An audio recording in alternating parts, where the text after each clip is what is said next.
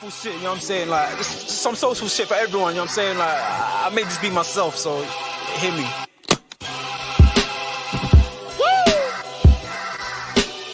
I mean, like, we can put all that clown shit away. There's some real shit for you. I'm spazzing right now, so listen, let's go. Yeah. It's in their bones, the thoughts and harmony for the love of the money. Then fall victim for the cookie, then turn pussy, it's lonely. You said you hold it down when life get rough, we're here now, so show me. We move them losses to them wins. Heavy pounds, we make it ends meet. Converse with only few who make me feel like I be 10 feet.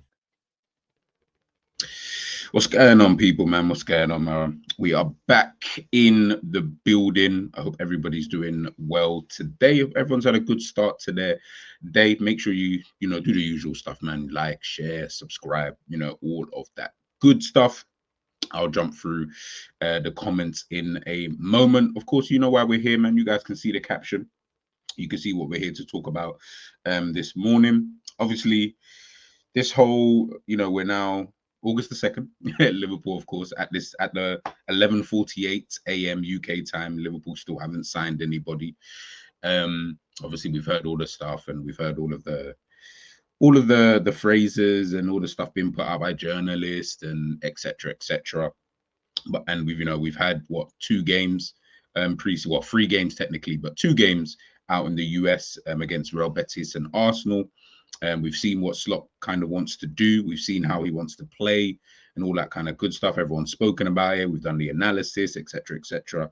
And I still think that there's this one position in the team that I think general consensus, maybe not everybody, and I'm not saying this is for everybody, but I'm saying general consensus is that Liverpool still need to sign a defensive midfielder. Now, we saw against Betis, I think Endo played.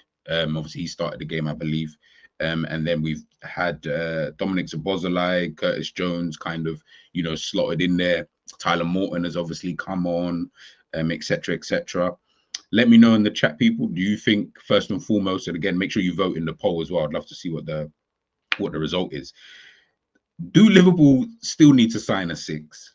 If so, who is this 6? And what exactly are they looking for? Because obviously we've seen the journalists, and again, look, it's all reports. So take all of the reports with a pinch of salt. We've seen journalists come out and say, in regards to, when we had that Endo bid, when we rejected it from Marseille a couple of weeks ago, they spoke about, they're not really being a, what was the word? I can't remember the word that they used, but they're not being a 6 basically out there that they would deem to be, the perfect kind of number 6. Again, I'm just paraphrasing, not saying that's exactly what they said, but that it was, to me, it was along those kind of lines. They're trying to find, that perfect number 6 for Arne Slot and his system. So that's why it's just got me thinking. And, seeing Dominic Szoboszlai playing in that position, it generally got me thinking to myself, like, what kind of 6 does he want?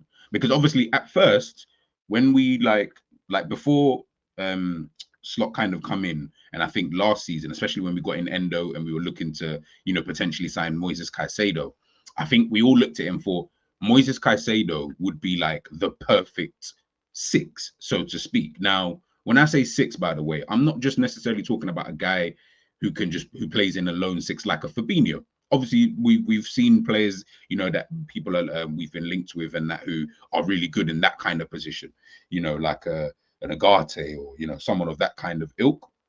But Moises Caicedo, I feel like would have been like the best of both worlds, almost, but obviously still defensive, but he's kind of the best of both worlds. And I think if we had signed him, Liverpool would look really, really good, especially in those defensive transitions, but also on the ball, especially because he was coming from Brighton, just like McAllister.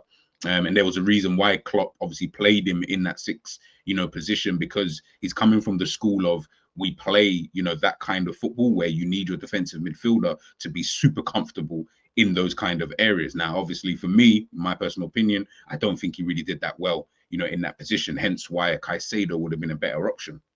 Anyway, fast forward, like a 12 months, we've now obviously entered into, this summer transfer window. And again, the same kind of questions is, what 6 are Liverpool looking for, and who the hell are we, realistically looking to kind of sign? And that's, again, that's why I said, let's chat about it, man. Like, people in the chat, let me know just kind of your thoughts, man. Honestly, just your thoughts. Obviously, I've got a few A few like statistics. Obviously, we know at Feyenoord, Arne Slot had Mats Wiefer. You know, he had him playing in that kind of pivot slash six role, whatever you want to call it, whatever the tacticos are calling it these days. That he had Mats Wiefer, you know, doing that kind of role. So, you know, I've got some stats here to kind of compare, you know, what how Mats Wiefer was, you know, to like an Endo or McAllister or, you know, players of that kind of ilk. Some people, I'm. It's funny, every preseason game, and it always happens, and you guys know it was always going to happen.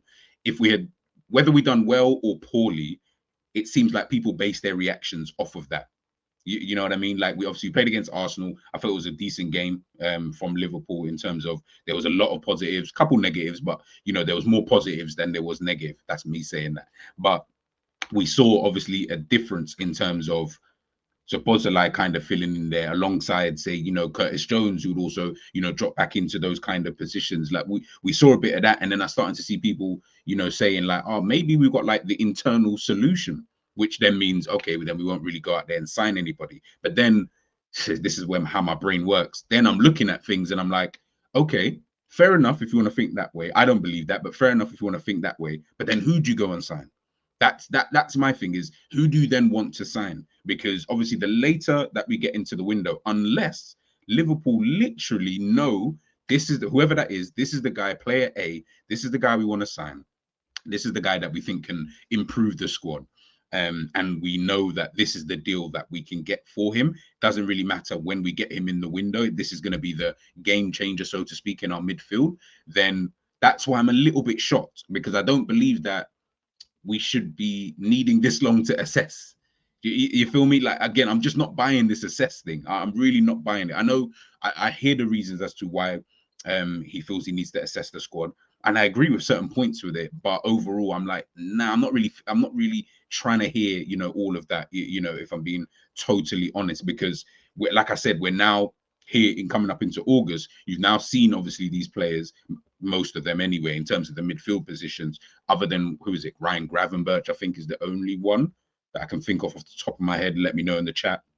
Other than Ryan Gravenberch, who else do you need to see in order for you to be able to make that decision as to, okay, we need to go out and, you know, sign this, you know, defensive midfielder. And again, who is going to be that defensive midfielder? I've seen people talk about Alan Varela. I've seen people talk about Zubamendi, Adam Wharton, Edison. You know, there's so many different kind of players, you know, that we're all, you know, we're all looking at. And again, I understand the frustration. Don't worry, people. Like, I can't remember who said it in the chat the other day. I'm going to be a man of the people for a hot sec. Yeah, I mean, usually I'm on the other side, but I said, now I'm going to be a man of the people because I hear the frustrations. Because what then happens is throughout a season, then we start making up excuses.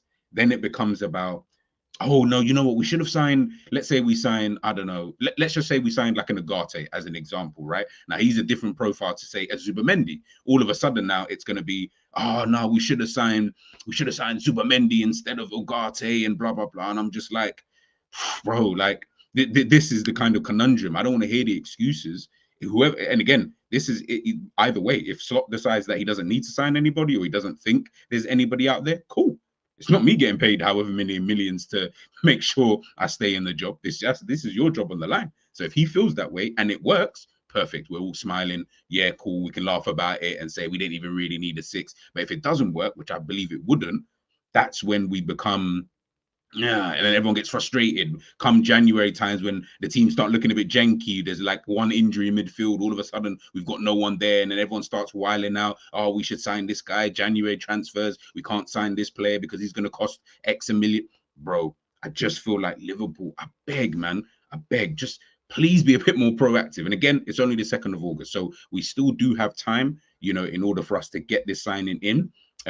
He ain't gonna have a preseason or anything, so to speak, I would think, but we still have the time, you know, to get that kind of perfect midfielder in. But let's just wait and see, man. But of course, we'll run through it, and I'll run through some of the comments, man. But big up everybody in the chat, man. Large up you guys as well, by the way, man. Much love and appreciation to every single one of you, man. You guys always show love. We may argue, we may go back and forth, and we're gonna do it throughout the season, but like real talk, like you guys, I appreciate you, man, all the time. Big up Honesty coming with that news. Honestly, man, we need to put you on a payroll or something. Liverpool are now looking for a centre half, defensive midfielder, and a wide forward, although potentially 2 of the latter. So defensive midfielder and a wide forward. That's from Miguel Delaney. I hear it. I hear it. I hear it. I think I saw that actually. I think it was Bakayoko, Edison, Gordon. Can't remember who the other player was that I saw. Can't remember who it was. It might be Hincape.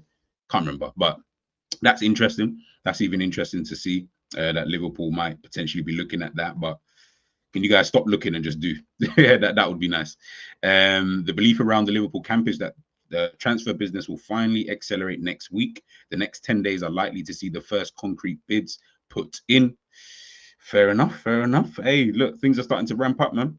Things are starting to ramp up. This is from David Lynch. If a decent bid arrives for Endo, Liverpool will be minded to accept it. What's a decent bid is what I would want to know. What would they, class as a decent bid?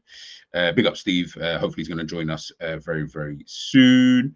We're in the building. Where's Musiala, Valverde, and Vinicius Jr.? It's August. Yeah, real talk. Real talk. I told you, if you get to August and you ain't signed nobody, you better be signing Musiala. If they did that, yo, you know me, I'll just keep quiet. I'll be like, hey, FSG in and all of that. Listen, I'll be doing big streams. Big up Leek, man. Big up Luke. Good morning to you. I am blessed, man. I'm blessed. Got a little bit of a back problem though. Tried to do. I was doing squats the other day, and it's a bit crazy, man. But I'm all well, man. Hope you're doing all right as well. Haslam, big up. Hi, I haven't watched Zubamendi, but he's highly rated. But is he good at defending? As I think that's been the main critique for him. I would say if you think that Spain's midfield are good at defending, then yes. If you don't, then no. That's probably the best way I can kind of explain that, just because I feel like in that kind of setup, and not even just the fact that we saw him in the final of the Euros, but just him as a player, that's his kind of style of football. So if he's able to defend in that kind of way, where it might not necessarily be about yardage with him, in terms of being able to cover ground, because Szoboszlai is really good at doing that. He'd be better than Zubamendi in that regards. So yeah, it's just more about, he seems like a player that get him on the ball, starting the build up, dictating play from that kind of deep lying playmaker position, so to speak. I feel like, yeah, that would then work for Liverpool. But I would still then look at it and think maybe I need someone potentially a tad bit more defensive beside it. It's a tricky one with that. Maybe you could have like I keep saying Szoboszlai. I don't know why it keeps popping into my head, but maybe if you had like a double pivot of like, I was thinking about Szoboszlai, and then you could have Zubamendi, because you'd have at least Szoboszlai doing the kind of grunt work kind of thing, in terms of he's going to do the more running around in that kind of system. And Zubamendi's the one that, give him the ball kind of thing. Then that kind of thing I wouldn't necessarily mind, or I would be intrigued to see at the bare minimum. But yeah, I don't know, man. I don't know. I think we should sign someone else. Let me know who that is. Big up Christian. I thought Endo might be a decent squad player, but looking at these preseason games, I don't even think he should be even a squad player. Yeah, he's looking a bit peak for him, man. Big up Anfield Road, man. Hope you're doing well this morning. 100% we should have signed Weaver. He is defensively solid and can pick a pass. That's what we need, not really a destroyer. So for me, Zubamendi or Varela. I hear it. Coop Miners also is good on the ball. Good morning to you, Hakeem. Zaruki was also a midfielder that can sit back and pick passes at Feyenoord on the slot. Maybe that's the type of player that, like you see like a signing like that, so to speak. Obviously that's underwhelming to fans in terms of the general consensus, because they might not have necessarily have seen too much of him, but that sounds like the type of deal that we would do. That's why I'm like, I feel like we're going to get that kind of signing in, because I can't think of, like, unless you're going to get Bruno Guimaraes, who I would love. I think that would be a good signing for Liverpool. Then I don't know. Big up Mton Mizzy. Respect to you, my bro, man. Always. Big up Alexander. Big up the DM is like a dead song now. Yeah, you know what the DM is like? The DM situation come like Kendrick Lamar, not like us. But I've heard about it too many times, man. I've heard it too much. I've heard it way too much, man. Assessment FC, Malcolm G. Yeah, I told you, man, I'm going to be a man of the people now. Assessing the squad excuses bullshit. For fuck's sake, only idiots are buying into it. I hear that, Christian. Big up LA in the building. Visco, good morning to you, or good afternoon, should I say. We should go all in on Palacios from Leverkusen. Look at his F-Brief stats. You know what's crazy? I was literally, before the stream, watching a video about Palacios. That's actually mad. He was one of the players that they said that would be a good fit for Liverpool.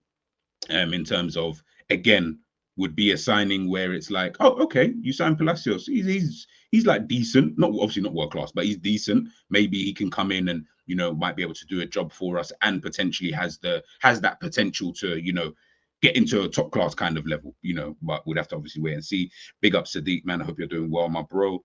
Big up Zane. Hate the word opportunity, just a PR buzzword. Just get someone, man, through the door. 100%, my bro. I definitely agree with you. Big up Neil H. Hope you're doing well. Honestly, I know Kone is more of a box-to-box 8, but I still think Kone would have fit perfectly in the pivot because defensively he is decent and he is mad cheap. You know, this is what I'm saying about the Szoboszlai thing. If you're going to do that,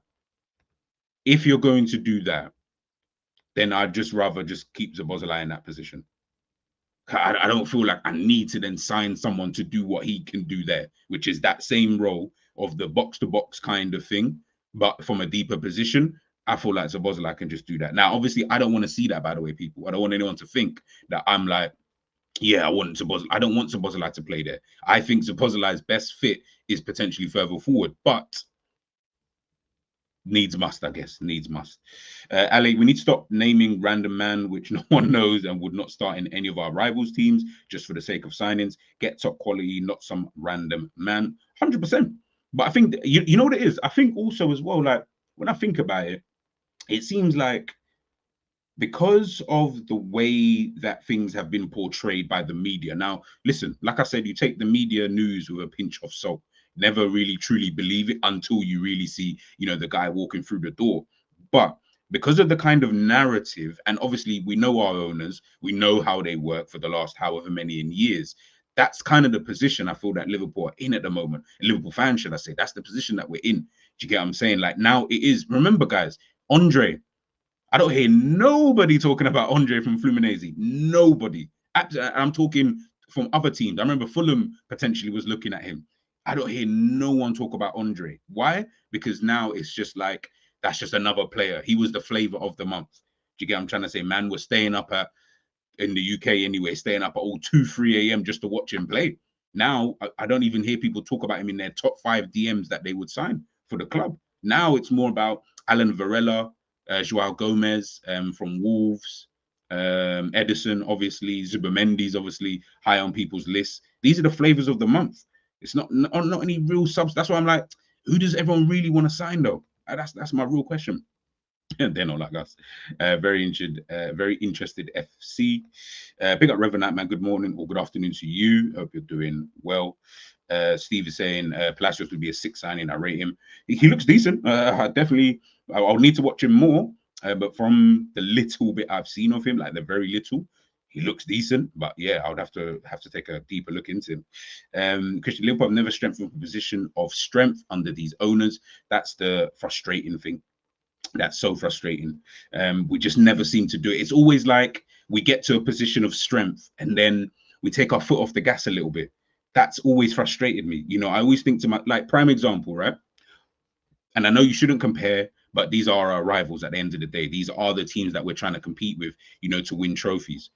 When we look at a team like Arsenal, best defensive record, I believe, and again, sorry if I'm wrong, please correct me in the chat, had the best defensive record last season in the Premier League. What do they go and do? They go and sign another defender. On top of the fact that they've also got Jurriën Timber to come back into that squad. So that squad had no Calafiori and no Jurriën Timber last season. Well, he came back at the back end. What happens? They go out and they strengthen. Obviously, Timber was obviously already a part of the squad, so he was always going to be added. But then they go out and sign another one. Because I guess from the way that Mikel Arteta is looking at it is he wanted someone better. He probably feels that the squad can be stronger in that defensive unit. I don't know how much stronger it can get because it was pretty strong last season. You know, Saliba, Gabriel, Ben White, you know, they were solid last season. It was only really that left back kind of area, hence why you go out and sign a Calafiori. I know, and it's not even like Calafiori costs 80 M's where you're like, whew, that's a lot of money. he wasn't like, to me, he was in the Liverpool kind of remit. Now, I'm not saying that you necessarily have to go out and sign him, but these are the kind of deals that I look at, and sometimes I sit there and think they're in a position of strength. They just finished second again in the Premier League, but not finishing too far off Manchester City. Points wise, it was one of their best seasons, if not their best season or something like that in terms of points. I can't remember. And then they go and strengthen in that area. I just wish we would just move a little bit like that. Again, I'm not asking for 80 million pound signings. As I said, Calafiori was not an 80 million pound signing, but we just never seem to do that. And that is what's frustrating. So then what happens is, like the title says, we start looking for internal solutions. Now it's, maybe Tyler Morton should come in. Maybe Tyler Morton should be, one of the players that, we look at, and he should play that position, etc., etc. Maybe we can just keep him here, blah, blah, blah. Maybe then we look at Jones. Maybe Jones can play in that position. Or I can't wait until Bajcetic comes back. Not even to crash it on these players, but come on, bro. Come on, man. Like, but it is what it is. It is what it is. That's just Liverpool for you. That's just Liverpool for you. Luke saying, you think about Anthony Gordon, how likely is it Liverpool buy him? I don't know. I really don't know. I think it's going to depend on quite a few factors, or a couple of factors. Whether Newcastle are still interested in what's his name, Joe Gomez, or even if just there's interest in Joe Gomez. Maybe if we can let him go, then we can of course spend the money on someone like Anthony Gordon. The sheer fact, and this is why I say, people don't have to always talk in order for you to know what's really going on. I used to say that a lot about Klopp. Like, in terms of, there's certain things he doesn't say or doesn't do, which tells you more than what he's actually saying. So why I say that is the sheer fact that Liverpool were looking to do that deal tells you that they do not have the confidence in a Gakpo and a Diaz. Even though we're all sitting, well, some of us are sitting here saying, yo, Gakpo should play left wing, Diaz should play left, whoever you want out of the two, doesn't really matter. But we're all saying that. These times, Liverpool are, few weeks ago during the Euros, looking to do a deal to get Anthony Gordon in, who plays left wing. That tells you everything you need to know. Like, for me, that is so telling. That is so telling. Do you get what I'm trying to say? That tells you everything.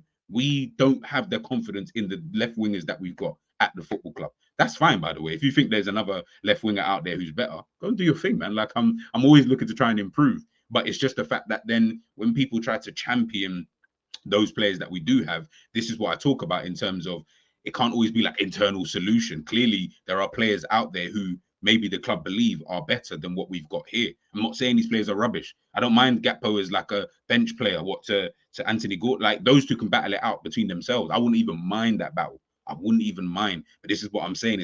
It's funny that we will sit here and say, yeah, we'll cook with this formation and this team and rare tear tear. These times Liverpool said, nah, but we want a Gordon though. We will cook with Gordon. That's basically what Liverpool say. We'll cook with Gordon, in our team. So it is what it is. Christian saying, Monts was saying how Liverpool doesn't need Elise because Salah is there, so he won't have game time. Those are the Liverpool fans.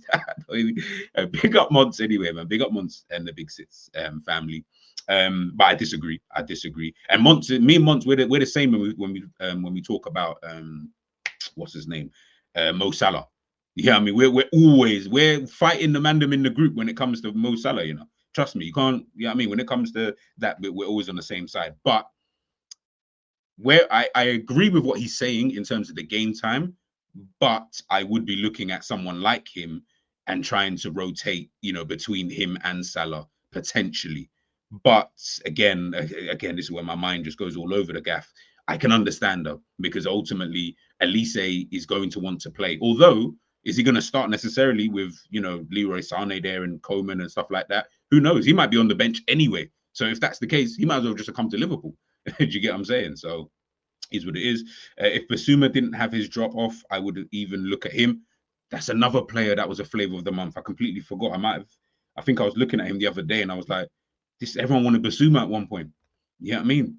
All this talk about injury-prone players. A player isn't injury-prone because he got 1 or 2 injuries here and there. I agree. Alexander, Liverpool just watch the player they're looking at go at other teams and become 60 to 90 million. 100%, bro. Because these times, another player I looked at, by the way, was Billy Gilmore. I know everyone's probably going to scoff at that, but he was one player I looked at, I think Napoli are actually trying to sign him. I think they had a bid rejected the other day, but Napoli, like, that was a player. I'm just throwing names out there now. I'm just throwing names that might be a bit more obscure than your bait names. But Billy Gilmore was a name that I thought about still.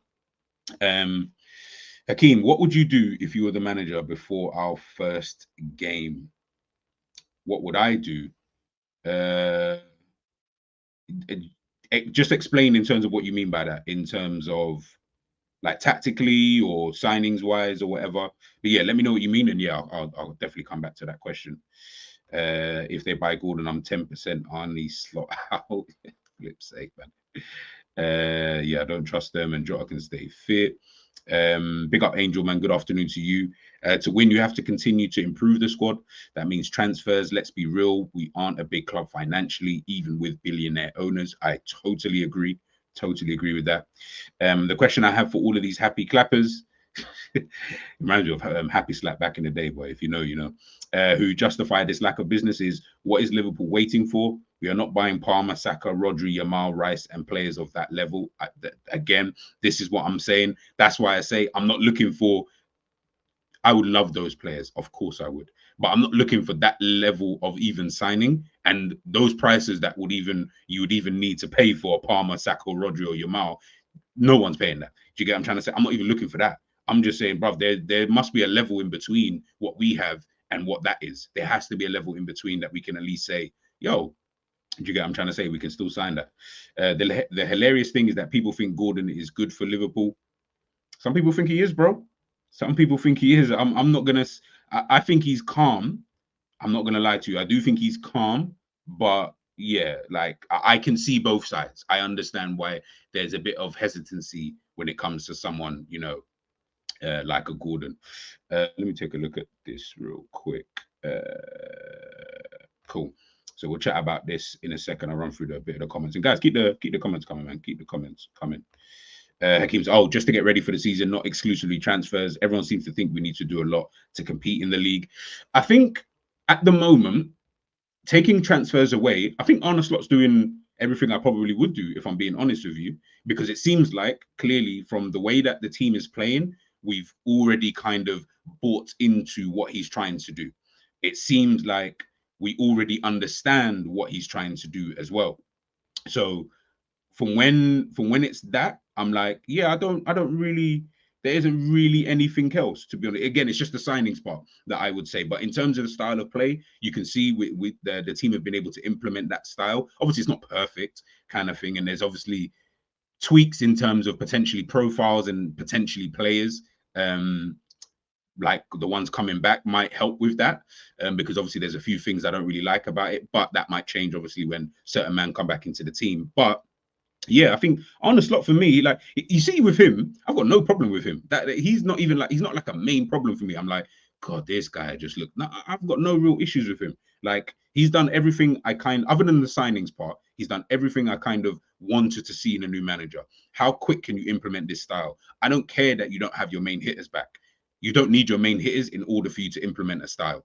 I need to be able to see that with Trey Nyoni, with Bajcetic, Tyler Morton, Fabio Carvalho, Seth Vandenberg, Kwanzaa, Bradley. I need to know that the team can at least show us how you want to play, and I need you to do it quickly. Yeah, it's one of those. I really need you to do it quickly, and I've seen that. So in that regards, hey, he's doing all right by my standards anyway. Do you get what I'm trying to say? So I've not really got any, real problems. Visco, I've got an idea. What if we wait with some transfer signings until City get relegated, and then we can go in and swoop in on Rodri? Listen, I think Rodri, if that was to happen, I think he'd go to like Saudi or something. Or if Barcelona get their act together, he'd probably go somewhere like that. Although he did play for Atletico, so I don't know if you'd want to do that. Aderinga, in my opinion, if we sell Lucho, is better than Gordon. I hear it. People say we should sell Salah, but we employ number 7 and 9. Hilarious stuff, bro. Like, listen, the fact that he's even wearing number 7 just annoys. In fact, no. It annoys me more that my man wears number 9 than my man wearing number 7. I can't even lie. Billy Gilmore, that's a good solid. Listen, them kind of players, you're like, nah, Billy Gilmore's all right. Yeah, again, I'm not saying he's, he's perfect. He's all right. He's all right. GQDC, Sobo is a double pivot player profile like Valverde, player of Ugarte for Uruguay. I'll show you guys a picture. Okay, cool. So you can see here, this is kind of like when we was building, this is obviously against Arsenal. This is when we was like building up kind of from like the back. Can't remember which phase of play this was, but there's obviously this still, and you can see it's like 4-1, 4-1. And obviously Zobo in there by himself. Obviously, of course, once the ball comes back the other way, I'm assuming Curtis or whoever is going to then slot in, you know, no pun intended, but slot in, you know, next to him and then kind of form a two. Because obviously at the moment it'll be a bit peak if Arsenal were to get the ball and zip it into that guy who's right next to the centre backs. But you can kind of see it there. And I think because of his attributes, I feel like he has certain attributes that probably would work in that kind of role. So again, like this is what I'm saying. I'm just thinking of it. I'm trying to look at both sides, new signings, but then also are there like the internal solutions? Like I have to look at it just because I'm like, because then I can't. My brain doesn't work in a way where I can just try and think of it. Like I have to see it logically when it comes to football anyway. So if I feel okay, maybe he's got the attributes to do what Slot needs someone to do in that position, then maybe it might work. Heck, for all I know, Trent Alexander-Arnold's going to be the guy who plays in there. You know what I mean? We haven't even thought about that. We haven't even spoken about Trent yet because he's been away flirting with Real Madrid and that. So who knows? Bundes go and buy Eze, moves to Bozolai in the wide areas. Listen, I'd swap Eze for a lot of our players. Yeah, got to that. Is Adam Wharton a DM? Is Adam Wharton DM? Could Liverpool buy him? Yeah, but is he the right kind of player that Liverpool need to get? Is he like, listen, I like Wharton a lot, but is he the right type of player, guys? Let me know. Do you know what I mean? Like, is Adam Wharton the kind of player that we think Liverpool need to realistically go out and sign? Is is he the right profile of player? Might not necessarily be him, but is he the right profile, you know, of player? We need a left back, a DM, and a right winger, in my opinion. It's so many, bro. Everyone's got a different opinion. I kind of agree with you here, by the way, especially the left back area. I'm not comfortable with the left backs that we've got at this football club. This is from David Lynch. Big up honesty again with the news. Although he won't be given away, Liverpool are prepared to compromise to some degree on the fee for Joe Gomez, given the defender's years of service. I mean, we got him for chicken change, so anything is a profit right about now. Like he had one good season in however many years since what? Since the year we won the Premier League. That's the last time that Gomez had a full good season. Again, I know injuries and stuff, but if we just looked at it, that's the last time he had a real good season. Bro, like that's 1920. We're now 24-25. Yeah, listen, you take those deals when you can, boy. Liverpool's looking at Wharton for time back when Elliott was on loan at Blackburn. The offer was Elliott does a second year at Blackburn and Liverpool gets Wharton, but it didn't happen. I did not know that. I didn't know that. But Wharton's only really come to my attention probably since back end of last year. I think I did a player watch on him. But yeah, no, I did a player watch as soon as he moved to Crystal Palace. Yeah, as soon as he moved to Crystal Palace. So yeah, really and truly, the back end of last year was really when he kind of was on my radar. I was like, rah, who is this kid kind of thing? Like he looked okay, but then I was like, yeah, that's for Blackburn. But then he showed going to Crystal Palace what he can do. Man gets an England call up, playing, you're not playing, but he's at least going to, you know, the Euros and stuff. I know he didn't play, but the fact that he was chosen to go shows that they at least had some level of confidence. Now, it's Gareth Southgate, so take it with a pinch of salt. So, you know, if we lose Gomez and don't get a left back, it's going to be peak. Agreed. I forgot about Frankie de Jong. The guy's just, listen, Barca's my other team. He's just wasting money over there at Barcelona. Now he's injured. They don't know when he's coming back. It's annoying with him, man. Big up Gag and Deep, man. Hope you're doing well this afternoon, brother. General opinion, it's when it comes to Slot's his style of football, but do you think this will mean we won't make all signings needed just off these preseason games? I'm concerned. Yep. I believe that and listen, things can change. I'm not Mystic Meg. I don't know what's gonna happen in the future. I wish I was like Sabrina the Teenage Witch, where I can conjure up some type of potion to figure out with Salem and them, man. But the reality is I don't know. I feel like Liverpool will look at it and think we can kind of go with this team because we can just look at it and say, well, we've got the profiles needed moving forward. kind of thing in certain areas, not every area. There are some areas that I'm like, bro, you have to buy a player. DM clearly was one of them. Left back was another area for me, and the forward areas. But they might look at it and just think, you know what, we can just kind of go with what we've got till January and then take it from there. Again, if an opportunity like a Gakpo or Luis Diaz type of opportunity comes in January, I can see Liverpool going in again in January if they're not able to sign the players that they want now, and then waiting until then. But that's a few months gone in the Premier League. Who knows how, where we'd be at, by that point. But then also as well, does it then give those players the time to show that they can stay here at the football club? Because as much as we all want different players in certain positions, so DM, left wing, and stuff like that, on the flip side, if these players do show that they can, potentially fulfill those positions to the standard that we want them to, then I guess they can stay in it. Do you know what I mean? I guess it's one of those tricky ones. You're stuck between a rock and a hard place, I would think. Yeah, Wharton another season before signing. Yeah, I'm kind of with that one as well. I'm kind of with that one. I have a funny feeling we'll only sign a DM if Endo leaves. Ali, there are loads of players that are all right, but very few that are Liverpool quality. We aren't a mid-table club. We won't sign someone which takes us to the league. We want someone which takes us to the league title, not a conference league place. I hear it. I hear it. Michael saying the issue is we don't have enough players who have football IQ. Salah, Trent, McAllister, Elliott, Carvalho, Van Dijk, Alisson, Konate, Gakpo, and Endo. The rest don't have no football IQ. That's a lot of players, though. That's quite a lot of man still. Quite a lot of man. Honestly, here, Liverpool first to sell Owen Beck rather than loan him. LFC have received interest from Celtic. Yeah, I mean, I forgot about him, to be honest. I completely forgot about him. Big up Ravi in the building. As he said here, smash the like button, man. Smash the damn like buttons. According to reports, we want players 24 and under, but Kimmich is a great option. Well, he's 29, isn't it? So, that'll be kind of interesting. But yeah, as I was going to go through anyway, obviously I was looking here. If you can't see it, we might just need to make the screen bigger. But obviously, this is just how Mats Weaver, and obviously that's as I mentioned, that's the defensive midfielder that he had, over there at Feyenoord, and just kind of comparing to how he was in comparison to, Wataru Endo. If you need to pause it, you can pause it and then, take a look at this. But, the reality is in ball recoveries and interceptions, Wataru was making more this last season. Disrupting opposition moves, Weaver was making more. Intensity, I don't even know how you measure that, but defending intensity, Weaver was better. Defending impact, again, I don't know how you measure that, but Wataru's better. Aerial duels, quantity, does that say? Yeah, quantity. Quantity or quality? No, quantity. Mats Weaver, better. Shots, don't really care.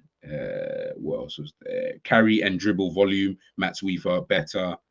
Link up play volume, looks like Endo's better in that regards. Ball retention though, Endo better. So again, this is why I say when you look at stats, sometimes you're just baffled. You're just like, so when I when I look at stats like that, I'm just like, so what do you want then? What kind of player do you want, so to speak?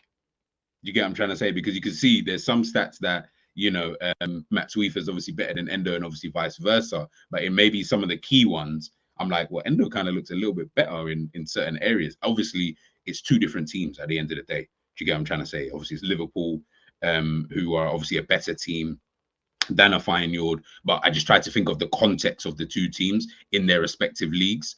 And I'm like, that's quite interesting. That is very, very, very, very interesting. If we take a look here, this is obviously last season with Endo, Curtis Jones, and McAllister on this list in terms of retaining possession. You can see the players obviously at the top.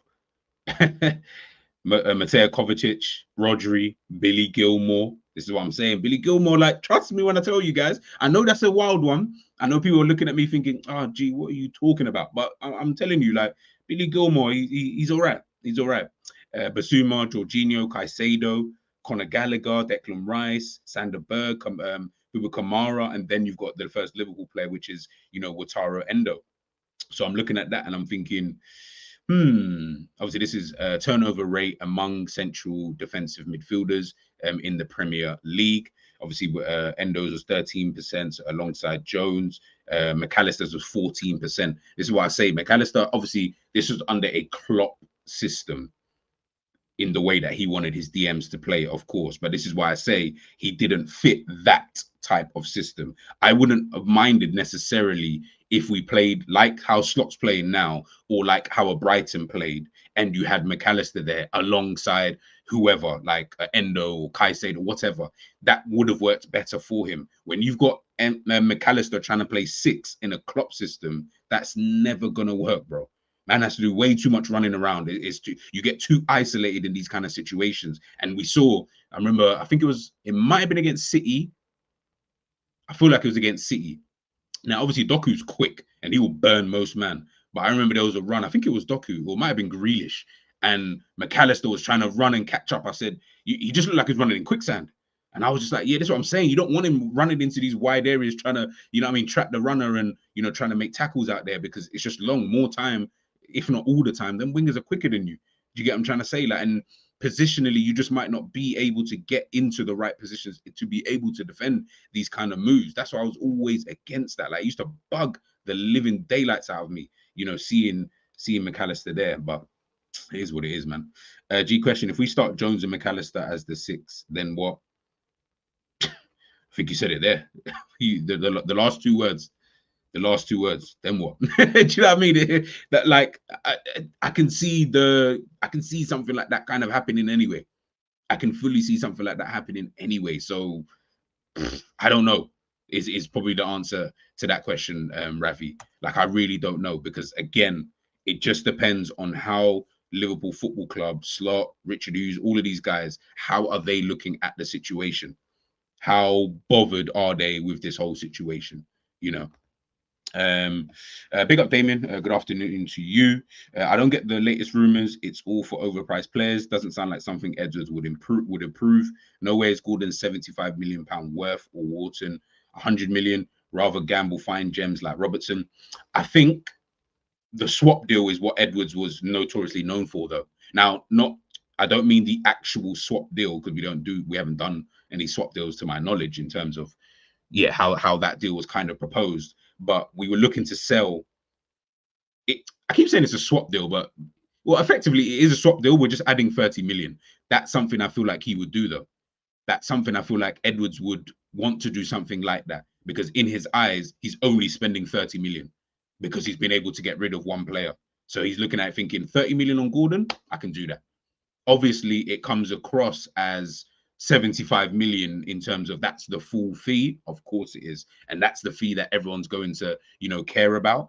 But from when you're selling Joe Gomez to that same team, and then you're going to sign Anthony Gordon, I think that's the way that he would kind of look at it, if I'm being totally, honest with you. And by Carl, big up, man. Good afternoon to you, brother. How are you? Good afternoon, good morning to wherever you are. Good evening to wherever you are in the world. What's up, my Liverpool fan and people? I'm good. How about you, man? You had a great day yesterday? Yeah, no, it was all right, man. But it's like I was saying to these guys in the chat, man. The last couple of days I've been going to the gym. I went to squat yesterday. My back just said, we're not squatting today. It stopped me. And when it's like, as I've gone down, it's like I could feel, something ain't right. And I was like, you know what? Don't even attempt to finish this off, because if you do, you're not going to get back up again. And this morning, I've just been a little, like this afternoon as well, I've been sore, man. So I need to, maybe I'll go and get that checked out, man. But what about you? What about you? I'm good. I know exactly what you mean. It's that pain right behind your knees. It's that tightness. You're like, man, when this happened, Yeah, bro. I don't know if it's just age. Aging is just something. Bro, I'm hoping it's not like listen, I'm not old, man. I mean, I'm young at heart. But come on. If you don't mind me asking, how old are you? 32. I'm a 90s baby. Well, I'm older than you then. I'm older than you by 2. No, but even but even still, like, you know what I mean, like, and I'm gonna be 33 actually in September, but even still, it's still like I feel like I'm 21 still. Maybe because I act like I'm still 21. Maybe that's the problem. I need to sort it out anyway, regardless. But I'm gonna run through a couple of more of the comments, and then of course we're gonna get your take, you know, on this whole DM and no problem situation. Big up Gagandy. If the ambition of the hierarchy is top four, then they will be willing to wait for the right player due to greater margin of error. If you want to win the league, you can't afford to wait. This is the problem. Damien Edwards also needs to fix Liverpool's selling policy. Since he left, Liverpool have sucked at selling players and also been way too many players leaving on a free. Mtar Mizzy, not going to lie, if Wharton doesn't leave, Palace is one team I'm intrigued. They're building some team. Kamada, Ismail Assar back to the Prem. I know they look like they've got it's going to be very interesting to see how Glasner's able to implement, you know, all of these kind of players, you know, over there. Michael saying, Due is a left winger that is out there. I'm not trying to see Gordon at our club. Scouse Luis Diaz, football is not a raffle. There's a reason he was binned from our academy. That is very harsh. We can't keep shoehorning players into positions they're not so comfortable in. Yes, it might work here and there, but long term, it's not going to benefit us. We'll wait and see. Let me bring in Mr. Man himself as well. Big up Strasbourg, Steve in the cut. Hope you're doing well. Salah will need rest this season, so he doesn't have the end of season fall off. I don't think Doak is good enough, but where are the outstanding right wingers who don't have issues?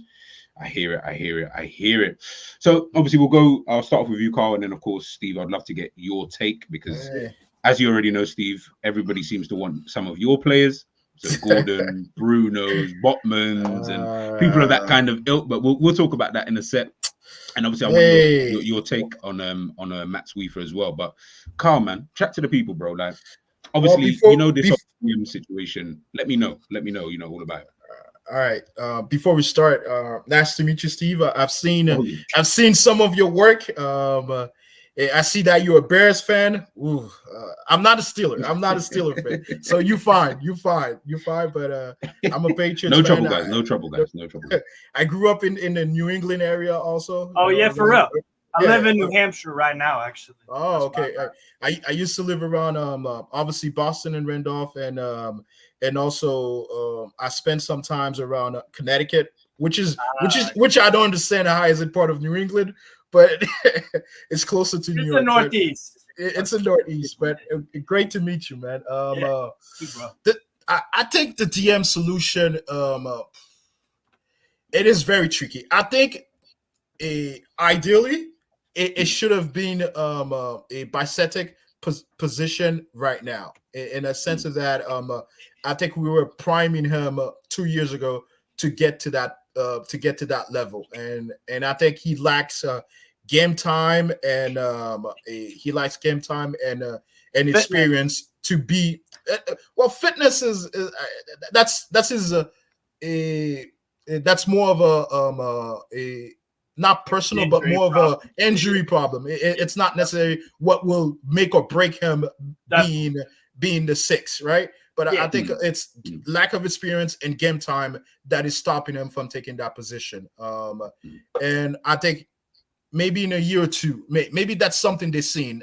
That's part of the internal things I see. I think he's the only one internally. I would be okay if they put him there and try it out for a bit. Externally, I think the Michael Edwards and Richard Hughes have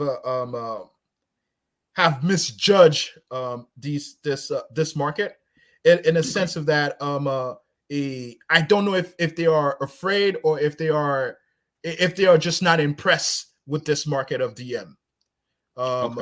So again, all of that is, and then also they're back. This whole organization is back to being cryptic. We don't talk to nobody. We don't say shit. So it's like you're working for the CIA. Jesus Christ. It feels like you're imagining things for them. Like you're putting words into their mouth that they never talk about. Even that when they had that press conference, the last time we talked to Richard Hughes was a month and a half ago. That in June 15, around the beginning of the Euros, and since then, nada. And then all they've talked about, they have not really talked about transfer. They've only talked about this this tour, and I'm like, what can we infer? All we inferring is what Romano is saying, what Pierce is saying, and what David Lynch is saying. It's just not enough information for us to be like, what's the idea they're going with? So with all that said, just before you continue, just before you continue, because I want to go on to that point right there. Yeah. Do you think then, and this is not a right or wrong, but do you think as fans that's something that's maybe information we should be privy to, or do you think it would help if we were kind of privy to information, and not in terms of player, just in terms of we're looking for this type of profile, for the team? Do you do that in your opinion? To answer your question, a bit of a personal about me. I'm a supply chain manager, right? So when we're looking at again, that means that I look at I have the ability to look at a overall strategy of an organization, and operational, and even the little tiny minute bit of information or a decision that's being made in an organization. And I think in those things, the best policy is always you move, for the lack of a better word, you move in silent. Because again, you analyze your market, and then you just move in silent, and you make decisions that are good for your organization, and no one really needs to know. But again, football and entertainment is a bit different because we're trying to sell a product to people, and there needs to be some level of communication. I personally prefer it. I don't mind it because I'm more of the football aspect. I don't really care about the business of football because you're a fan. I'm a fan. I don't really have. It's not my money. It's not my money. Facts. But as everybody, we get frustrated with hey, do something. Like we get frustrated. Buying players, buying whatever. But I think to me, the three players I would want is Rios. The Colombian player. I'll be interested in Zubi Mendy, and then also to me it's a toss up between Ederson and what's his guy name? Ederson and what league? Gomez. It's EPL. It's João Gomez. João Gomez. And I think Bruno is the perfect guy, but it's too expensive. We don't really need to buy that expensive of a player right now, or I don't see the value of buying Bruno Guimaraes for $100 million. Yeah. And let's keep it that way. We'll keep it that way. Yeah. No, man. I listen, man. I think Carl. This is what I like. This is what I like, Carl, man, with your takes, because what you're saying there, that's like a true fan in terms of ultimately this ain't our money. I can care too less about, you know what I mean, about what you're doing with the money. I just want you to go and do what I think. And again, this is just what we think, because we don't know what we think is best for the football club. So obviously you're naming all of these players here and stuff like that, but like I just find it interesting because, as you said, football and obviously entertainment and different kind of industries is so different, because they are trying to sell a product, and ultimately if you're trying to sell a product which is trying to garner belief from a set of fans in order to support you, in order to, and I'm not saying signings is the only way you're going to support someone, but obviously we're talking about top level football and some the biggest clubs and stuff like that. When we're looking at it and we've looked at the situation and the landscape for the last 5 years, in the last 5 years we've seen a team win the Premier League 4 times out of that, or out of those 5 years. We've also only won the Champions League once in that same period of time. Now I know there's other teams across Europe, but let's just focus purely on the Premier League. Of course, we are looking at it as fans and we're saying, look, we were in this position and we are in this position. Surely, as Carl said, do something. Do something. The that worst just form of action is inaction. Is inaction. And again, by the way, people, and again, I'm going to keep reiterating it every stream I do. It's only the 2nd of August. We may still sign someone in the future. So it may not even matter. I get it. But at this moment in time, we haven't done anything. So when we haven't done anything, give me a second. Not to cut you off. No. If I were them from a business standpoint, I was part of the team, I will probably not buy anybody or make any real deal until after the tour. So that means that sometimes next week, that's when I'll probably look at deal, call people and say, hey, I think that's what we're doing. Can we still do that? Can we still do that? I think right now, they probably thinking, again, I don't understand how you are such a multi-billion or billion-dollar company and you can do 2 or 3 steps at a time. That's my frustration about these dudes, because they're so smart, but they refuse to do 2 or 3 steps at a time.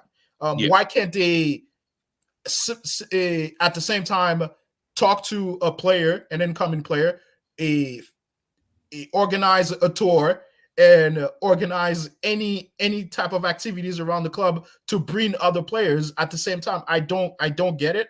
But that's how they move. They move from step to step, and sometimes it's good, and sometimes it's just like, you're a $1 billion company. Hire more people. I don't know. I don't understand. Why do we need to be step by step? No, it's bro. You're literally saying what I've been saying for time. It's like, why do we move like? It is what it is. But I'll go on to you, Steve, man, because I would love to get your thoughts. I know you've watched obviously Arne Slot at Feyenoord. Obviously we've got the guy on the screen right now, which is obviously one of your players. I do apologize. I don't mean to get you angry, but obviously it's a player. I think I'm with Carl. Yeah. I would love to sign a Bruno. I think he is the perfect player for this type of football that we want to play, moving forward. But how do you kind of look at it in terms of, obviously you've seen what Slot's done at Feyenoord, you've seen how he plays. You mentioned, I think it was Zaruki in the chat, but in terms of just like a profile of individual, what do you think he's looking for Liverpool? And do you think we have that at the football club, by the way? No. And even if you did, you want to have backups, because Liverpool fight on all fronts. That's the goal of being of Liverpool, with your money and the players you have, and that should be your goal. Attack on all fronts, have the necessary depth to do so. There will be injuries. There will be suspensions or whatever, absences in general. So you got to cope with that. You got to have a strong squad. Now, the thing is, I remember seeing this the other day that, no one at FSG and the recruitment team see a CDM of worth or whatever the hell. Well, that's just lazy, first of all. That's lazy. Because how did Feyenoord find one? Feyenoord don't make the money Liverpool do. Feyenoord may play in a different league. They still found an adequate player to suit their situation. So how come Liverpool can't with much more money? How? That's just, for me, that's just lazy. And if you think about it, there's a player in every league, at least one, that can do it if you do really good scouting. Remember, guys, they don't have to come from the top clubs. Bruno Guimaraes was at one point was at Atletico Paranaense. He was a nobody, but he made a step up to Lyon, and then we really liked him. We bought him for what's looking like a really, really cheap fee. We could get in trouble. You did. So that's the thing. You got that's just a lazy excuse. That's just it. It makes me angry as just a football fan, because it's like, do I watch more football than Liverpool scouts? Is that really what we're doing? Or is my misjudgment of players so bad that they're right and I'm somehow wrong, that there's no CDM on the market that Liverpool could use? Because I could rattle off 5 off the top of my head. That's without looking at things. Like, for me, if you don't go for a Zubimendi, who I would include in that 5, go for Javi Guerra at Valencia. Look at on my Football Manager save, he's an absolute beast. Look at how well Spanish midfielders or players in particular translate from La Liga to the Premier League. We could rattle off player after player from 1992 to now of very, very good Spanish midfielders. Not just like, and then there's some average ones. There's some really good ones. Then there's some, I'm talking fucking Santi Cazorla, Thiago, Xabi Alonso, David Silva, like Rodri, could go on and on. Even the players like a Negredo, who wasn't the greatest, but still was a decent. Served his purpose. Yeah. So, like for me, Javi Guerra would be one that I don't know why. Well, I do know why. He's just not flavor of the month right now. But like that's a guy, 6'2". He's physical. He can get all around the pitch, but he can also sit back and do a very good job defensively. And it's not going to cost you crazy money, especially looking at Valencia. They're a team under Lim that really sells their assets for a pretty low price. So for me, I'd be going for, if I was Liverpool, I'd say bring me someone like a Javi Guerra, because I think that guy, if you brought him into a Prem, he'd be a boss. I'm telling you right now. So that's a player that I would look at. If you want someone low key, Vinicius Souza at Sheffield United. Milan were linked with him a bit. I like him. I think he's physical. I think he's good on the ball. Like that's a player I really, really like. I thought he translated. What's it called? Yeah, again, they bought him from Espanyol. I thought he's probably one of the better players.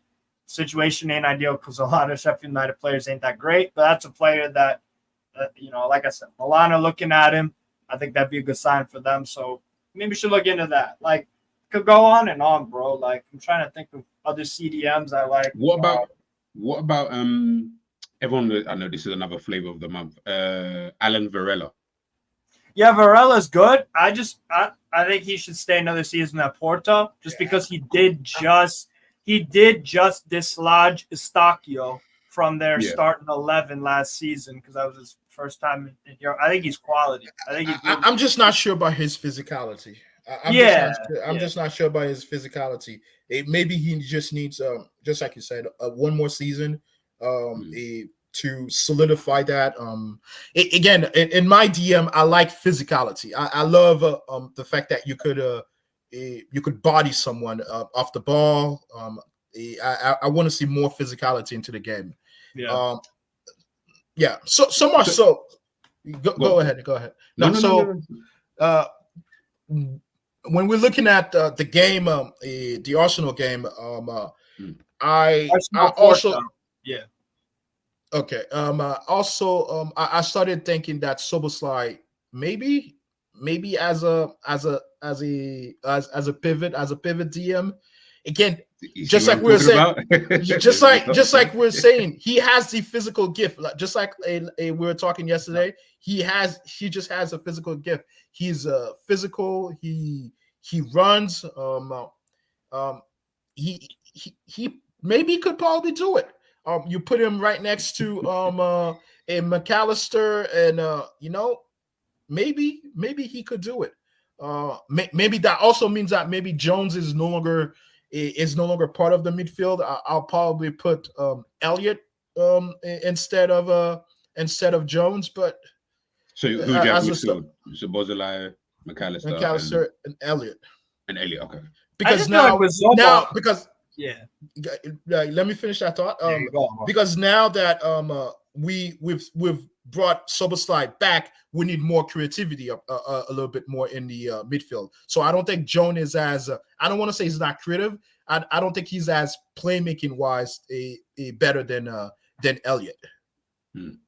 Right. So that's how I see it. If we're gonna bring Szoboszlai back, I want someone who is more creative with the ball and their decision making. Yeah, go ahead. So go on, Steve. Go. No, I was just gonna say about like those names that Michael just put in there. Like, like if you did sign Alan Varela, I think it's a bit early, but like I could see him maybe the first year not so great. But I don't even worry about the physicality side, because like we've seen players in the Premier League with that don't look physically like imposing. I don't know. Take a David Silva, that guy, or a Bernardo Silva. I know it's a Man City system, so he's got everything great working around him, but like those guys are not elite in physicality. They can create space and they can create room where they don't. But okay, maybe once in a while their physicality gets exposed, but that means something else of that team's tactics have to be sacrificed in order to do that. It's always give and take. It's never like, it's that is true. That is true. So that is true. I think like Ederson for me, that's a guy where it's like physicality wise, I wouldn't worry about, because like that guy just got stamina for days and days and days. And he took that step up from Salernitana to Atalanta like tremendously. He actually got better, I'd argue, because he's playing with better players too. That's the other thing. So like, hey, if you sign someone like him, you sign someone. I mean, Vifa would have been a good signing. I think Brighton's a good landing spot, very good landing spot. So. But yeah, for me, like Javi Guerra would be up there on my list. Maybe someone even like, I'm liking what Rafael Onyedika at Club Brugge, Nigerian 23. I like him a lot. See how he progresses. I do like him, and I also like obviously Johnny Cardoso at Real Betis. He immediately got into Betis's team in January and won Young Player of the Year in La Liga. 6 months. He's someone I looked at. I was like, you see the names that you're bringing up, and the names that Carlos mentioned before. They're not everybody wants to see. I'm assuming anyway from the way people are talking, it's almost like we want to see a Rodri type of player, like that level of profile of signing, so to speak. But I'm like, there are so many. You guys have just named players that some people won't know anything about, which is fine, by the way. That's what we're all here to do. We're all here to learn and figure it out together, kind of thing. Quick question: is Johnny? I know he's American. Is he playing at the Olympic offshoot? He was at the Gold Cup though, and Greg Berhalter, of course, didn't use him. He's a dumbass. You mean the Copa America, not Gold Cup? Copa America. Sorry. Yeah. Okay. All right. Yeah. Well, be happy you don't have Steve Bruce as your manager. Yeah, I mean, just be happy you ain't got him as your new manager, like Jamaica. No, not Steve Bruce. His clone. What's his name? Man United coach. McLaren. Oh, Steve McLaren. Weird hire. Weird. Stupid. Oh, sorry, it's stupid guy. Yeah, stupid. Bro, that is a hilarious signing. But hey, listen, we'll wait and see on that. Steve, do you know about Bruno Biden? Not off the top of my head, but okay, Corinthians. I gotta see more Corinthians, but yeah, I'll check him out for sure. But no, I didn't actually hear him initially. But yeah, Luca Gonaduat. Yep. I like Duarte. Gonna be watching some more Red Bull Salzburg this year. But yeah, someone like that, bro. Like there are players out there. That bothered me. That bothered me so much to see that leak about, there's no midfielders out there. Again, that's just lazy. Which tells me you're right. They're either lazy or they're just taking step by step for no reason. Like they can multitask. That's what it tells me. Either they can't multitask or they're lazy. or they're afraid that he doesn't work out. But that's what every signing is a risk. Every single signing is a risk. Hazard to Real Madrid was supposed to be box office, but he did nothing for them. So you never know with when Barca bought who's the midfielder from Villarreal, the Argentine. He was amazing. Riquelme. That was supposed to be amazing. But the manager at the Dutch fella, old one, he played him on the wing. When was it Van Gaal? Van Gaal was that was probably he played Riquelme on the wing instead of midfield, and he didn't get. And then he just went back to Villarreal. They played him in midfield, and he balled it. So like signings on paper aren't always gonna translate. So it is what it is, but you got to be willing to take that risk and see what's up. It's all about calculating this. So but but remember, Liverpool as a football club, especially since obviously FSG, we don't do risks. The risk we probably taken in recent times, I'd probably say is Nunes. The outlay is probably because of how much we had to spend on him, 60 odd million, rising to 80 odd million. That's probably the biggest risk we've taken recently. But if you think about it, if you go through Liverpool's you just go through Liverpool signings, let's say since Klopp took over, they've all kind of been like obviously they've worked out Mane, Salah, Van Dijk. They've all worked out, obviously, but we don't really do these kind of risks. Hence why we won't go out and sign certain players, which I understand. I don't mind that, but we're in a different market. And Carl, you said something before about the way that they have kind of seen this market and misjudging this market. I agree. I feel like they've almost just misjudged it a bit and thought whatever was going to happen at like by this point, I feel like they thought it would have happened by now. So we'd be in a position to now say, okay, when we get to August, for example, if that's what they were looking to do, when the guys come back from their tour, we will be in XYZ position. Again, it may still happen, by the way, people. I need to caveat that. But yeah, no, sorry. No, I think maybe what they're doing with Slot is that, like, because Klopp didn't get a huge transfer window his first year either, right? He had to mostly work with what they had. And obviously, your squad now is way better than it was back then. And Klopp did pretty well relatively with that initial squad with limited signings. So maybe they're just running it the same strategy with Slot. We ain't going to give you much. We want to see what you do with the current squad as is. We're keeping all of our big guns, all of them, Van Dijk, Alisson, Salah, etc. And we're going to keep them here. And you got to prove your worth, sort of thing. But like you have, this is the difference between now and then. With Klopp's team, you are never going to contend for a Premier League title. It would have been not on the Leicester City scale, but it would have been pretty unfathomable and unlikely for. It would have been really close. I'll tell you that much. Yeah. But he did what he could with that, and I think y'all made the Europa League final and lost to Sevilla. So he did well with what he had then. But the difference is now is that you have like big hitters and a pretty good squad. Where if you made a signing like a Johnny Cardoso, or if you upgraded here, there, or anywhere, that you could really push Arsenal and Man City for that title like you did last season. But what FSG, I think, are underestimating is that you didn't eventually at the end really come close in those final like 4 or 5 games to actually being like in the mix for the title till the last day. Maybe that's what it is. So I think they're trying to see what Slot's made of and then giving him signings next window. But for me, I would give him signings because you have the money to, and you should have some ambition. But that's it's for me. If I was a Liverpool fan, I'd be pissed because it's like we might be blowing an opportunity here. Because Arsenal and Man City, as good as they are, the gap, if you made some signings and they panned out, like I'm thinking maybe like a Cardoso or whoever could, then I think you could have that chance or same Champions League as well. I agree with you, but I also disagree with you with your assessment of Arsenal and I think Arsenal needed to have a revamp of the midfield. I think if they have brought the same midfield as last year, I don't think they will be as successful. I think they striker as well. They need a striker. Yeah, they need a striker. Okay, yes, but I don't think if they didn't buy Marino, who else they bought? They're thinking about who? Calafiori. I think if they didn't strengthen in those positions, I think they will still be in a little bit of a trouble at the beginning of the season or towards the end of the season.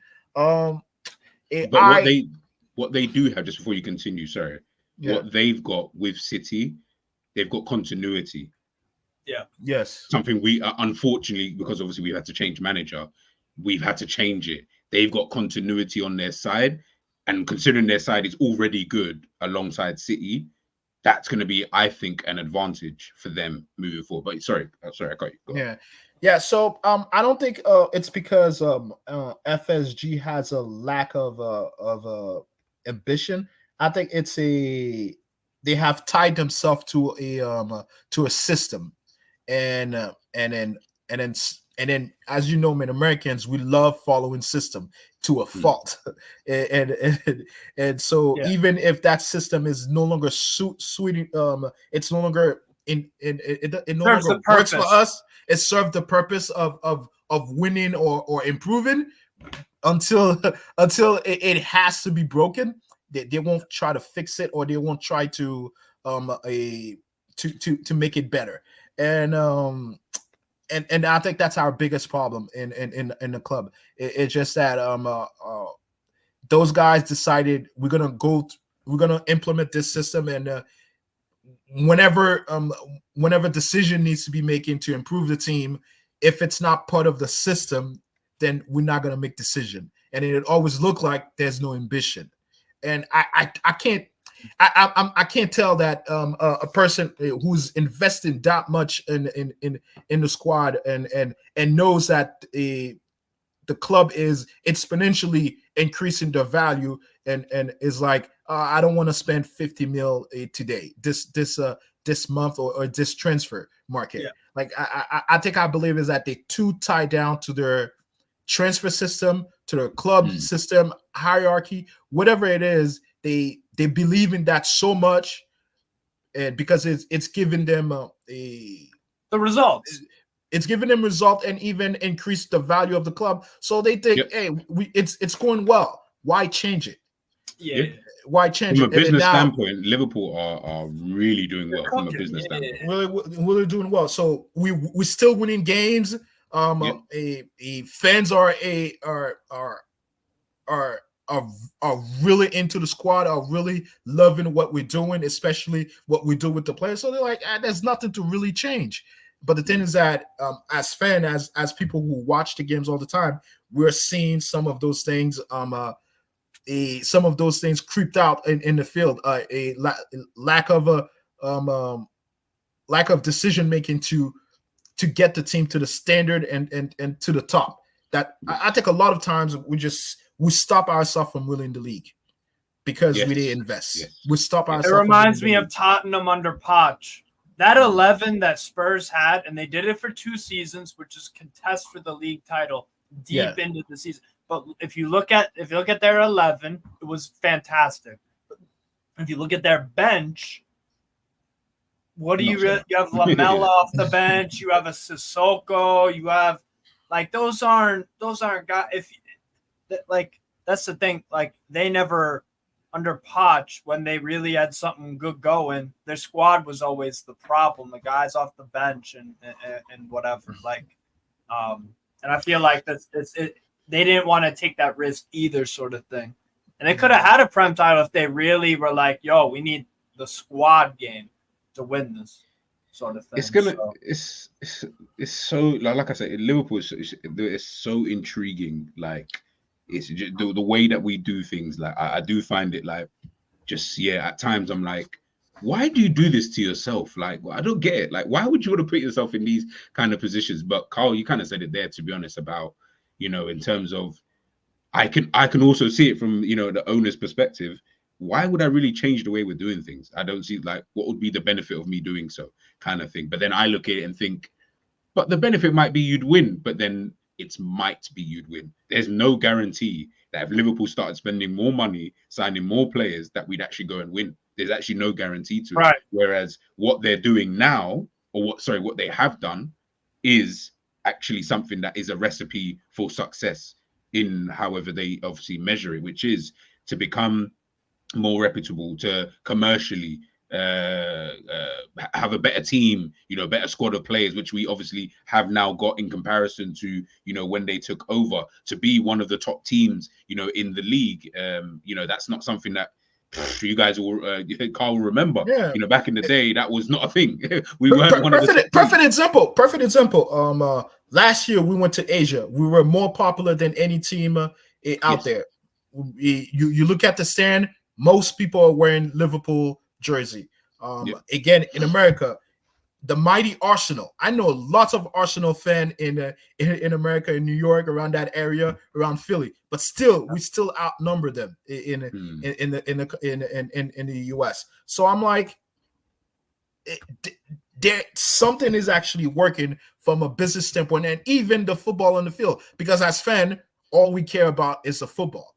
But all we care about is the football. So I'm like, it's hard for me when I hear others is like FSG out. I'm like, the other owners that you're asking to bring into the club, I don't know if they're gonna be as successful. I don't know because I don't know them. And I know this devil, and I know this devil, and this devil has done this devil has done a good job, and I don't think they need a pink slip. I don't really think they need a pink slip because the club is not in financial ruin, like it was before. We were, we got sold for $300 million. So that tells you everything. That's crazy. Yeah, that's considering what we're worth now. Like, for $300 million. Yeah. So when I heard this, I was like, 300? Man, if I was rich, I could have gotten Liverpool. That was 2010, 2011. Yeah. Yeah, in and around that kind of. So even inflation, even if you adjust it for inflation, yeah. Inflation is about 2.5% right now, so that's like what 600-700 mil, 600-700 mil, and even right now for a club like Liverpool would be like that's still too small, right? Right now we're like, if we're selling Liverpool, that's a $7 billion deal minimum. You started. I was just about to say that's minimum. I think they would be looking upwards of that, like 10 plus. I think that's what they're looking at. Yeah, you could sell that portfolio for. But you could also sell a Tottenham for that amount of money, and maybe even a little bit more because of that stadium. That stadium is a vending machine for money, and you don't need to put money into it to get money. It's a literal,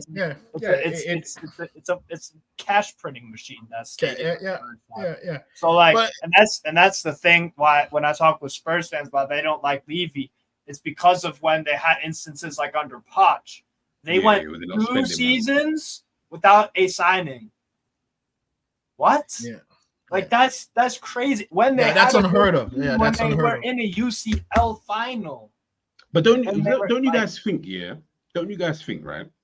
Because I think Newcastle will do this, but your money is kind of different to the money that we've got. Anyway. We're starting from ground zero still. You're starting from ground zero, but I know once you get to the top, so to speak, your money's different, so you'll be able to just continue doing that anyway. But I think, like, when I look at these kind of things, right, and I guess this is why Manchester City are getting into trouble. So maybe you don't want to head down this route. But I look at some of the greatest teams I've seen, Premier League era, La Liga, Serie A, Bundesliga, whatever. All the greatest teams, regardless of who the owner is, when they've reached the top of the mountain, it's about staying there. And it's about trying to maintain that kind of level. That's always been my beef with Liverpool. Isn't necessary. I don't really care about the other stuff because I don't really know too much about the financial side of things. That's not where my areas of expertise lies. But I look at it and just think history tells you when you do get to the top of the mountain, you need to maintain that. You can't really rest on your laurels. Now, I know short term in terms of the financial stuff, I get it. Because you might think we just won the Premier League, for example, or we just won a Champions League. I don't want to spend too much money because I don't need to, because I've got the squad that's already done it last season. So maybe I just need a player here, a player there. I get all of that. But when you do get to 2 years, 3 years, we're now entering into year 4/5, where that was the last time Liverpool won the league. It's now going to be 6/7 since Liverpool last won the Champions League. When you start entering into those kind of things, sounds small right now, right? Because you just think right now that's small. But then you turn into Man United, boom, just like that. And obviously Manchester United, Manchester United are lucky. Exactly, it is what I'm saying. And that's a long time ago. I didn't even realize. But like that actually threw me off. But when you look at it, you're talking about a massive 16 years. Exactly. You're talking about a massive institution, like one of the biggest clubs in the world, Manchester United, have gone 16, 17 years without winning a Champions League. Like, bro, time just passes by. 8 years since Barcelona last won UCL. 15, and look 16. at Barcelona today. Barcelona are not the massive institution they once was. Obviously, contracts and stuff like that obviously have played a part into their whole financial thing. But you look at them Bartomeu, exactly. So you look at them today and you're like, oh, I thought I was about to say something else. This is for you, Steve. I'll break it to you. Newcastle have open negotiations with Crystal Palace to sign Mark. I like him, but we need a right winger for God's. Oh my God, we need a right winger. But I'll take Gehi because who knows with Botman, that ACL injury, you don't know. Sometimes players can come. My camera's acting up. bro. But like, No, it's cool.